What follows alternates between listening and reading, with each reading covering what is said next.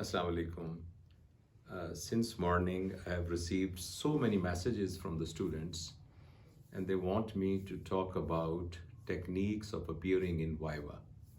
I want to clarify that we are focusing only undergraduate medical students, especially undergraduate medical students of basic sites.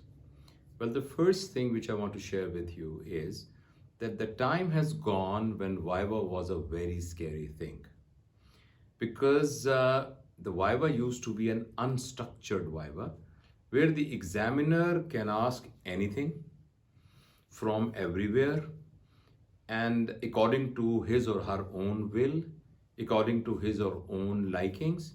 And this is why students usually could make a guess that a particular examiner will ask this thing because that is his or her favorite. But nowadays, Viva is not at all a scary thing. Reason is that there's a journal instruction that Viva should be a structured Viva. Structured Viva means that it has got minimal element of subjectivity, personal bias, or favoritism. Rather, it is designed in such a way that each and every student gets the equal chance of expressing the knowledge. Now, you must be saying that these are all ideal talks, but actually on ground level it doesn't happen. Well, I will agree to it to some extent, but we are all in an evolutionary phase, and now things are actually changing very rapidly. You must have seen that University of Health Sciences have now started making structured papers. They are not usually essay type big papers, which can just tests your writing skills and your composition skills. Rather, now the papers are more objective, which have got a very broad range of the contents through which the students are checked. And even if he does not perform well on one side, then he can compensate on the other side. So is the case with the Vivas. Obviously, there are certain individual variations. No two human beings are same on this face of earth. Some of them are lenient, some are more strict, some have got better communication skills, some have got little less better communication skills. But apparently, and in a principle, a Viva has to be a structured Viva. So what I'm going to talk to you is how to prepare for the Viva. Please remember that Viva is not another theory checking exam. So it should not be prepared the way you prepared your theory exam.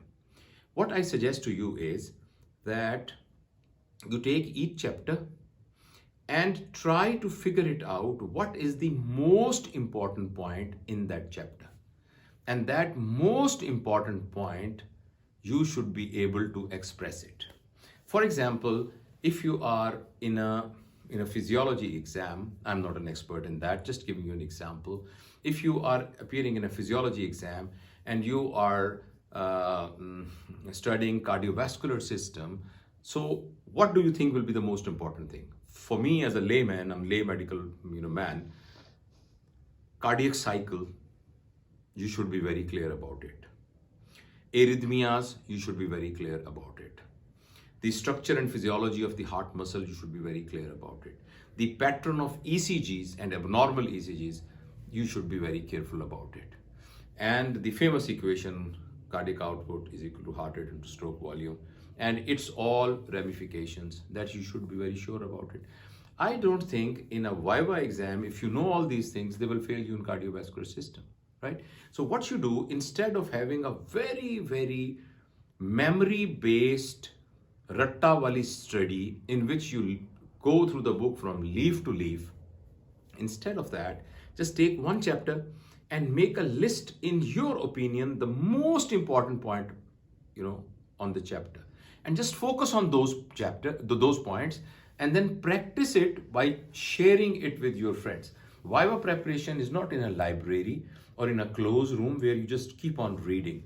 Viva preparation is actually with friends, where you chat together, you have a cup of coffee together, and you just tell your friend what you have understood about that. So this is how we have to prepare for the Viva. And another thing is that during Viva, There is no shame in saying that I don't know. If you don't know a thing, you, instead of just bothering yourself and entangling yourself to that point, you can simply say, okay, sir, can we move on? It is not coming in mind right now, right? But I'm sure that if you have done such type of a structured preparation in which each chapter is studied the way I have told you, you will not have any problem in Viva. Now, let me tell you something secret. And this is from the other side of the table. Good Viva examiners, let me just share with you that how they prepare to conduct the Viva.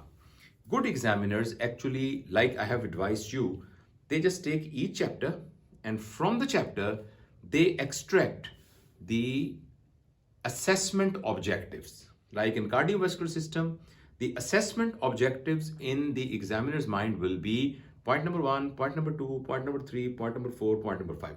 And in his opinion or her opinion, if student knows these points, then it is good enough. And then they actually draw a line in between, which is a gray line. If student crosses that line, he's pass. But if unfortunately he's not able to cross that line, that means this chapter he has not prepared it well, or his concepts are not very well. And then they are advised to switch to another chapter and do the same exercise with that. So good examiners, they always follow a system, objective system of following the assessment objectives, and they follow it according to that. So this is a bit advice for you. You have to prepare, and I would like to share you that the medical education nowadays is working on a very, very scientific on evidence-based lines. All good institutions, they have got Department of Medical Educations, and as they are focusing on the students to prepare them well for the Viva, they are also focusing on the examiners as well.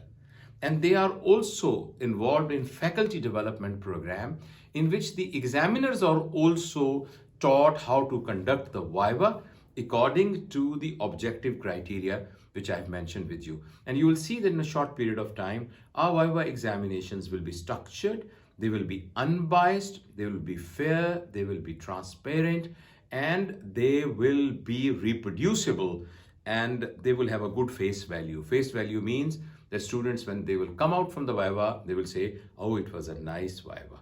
So as exams are coming closer, I wish you good luck, and I'm sure you'll do great in that. Thank you very much.